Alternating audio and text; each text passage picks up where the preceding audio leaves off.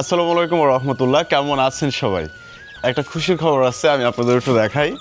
আপনাদের আমি দেখিয়েছিলাম আমাদের এই খাঁচার মধ্যে আমাদের পুকি তার বাচ্চাদের নিয়ে থাকে। এখানে একটা দুঃখের খবরও আছে, তাও আমি আপনাদের জানাবো। আগে সকালবেলা আমি তাদেরকে খাবারটা দেই।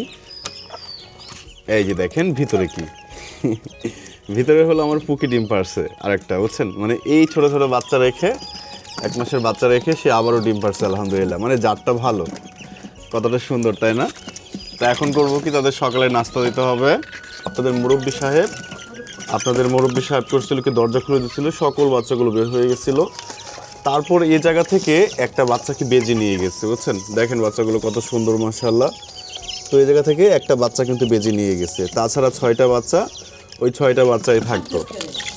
তো এখানে আরেকটা বিষয় একটু আমি আপনাদের বলি, যে আপনারা সম্ভবত দেখেছিলেন যে আমাদের বাচ্চাগুলোর বসন্ত হয়েছে। সেই বসন্তটা কিন্তু শেষ হয়ে গেছে। আমি আপনাদের বলেছিলাম যে তাদের ট্রিটমেন্ট করা হচ্ছে। তাদের কি ট্রিটমেন্ট দিয়েছে জানেন?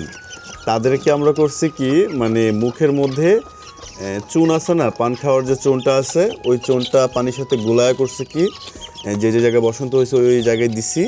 বাট যে জায়গার মধ্যে ফক্সটা উঠে, বুঝছেন, ওই জায়গায় প্রচুর ব্যথা থাকে। এই ব্যথা দূর করার জন্য প্যারাসিটামল গ্রুপের যে কোনো একটা ওষুধ খাওয়াইতে পারেন। আমি মানুষের নাফা ট্যাবলেট খাওয়াই দিয়েছিলাম, আলহামদুলিল্লাহ তারা সুস্থ হয়ে গেছে।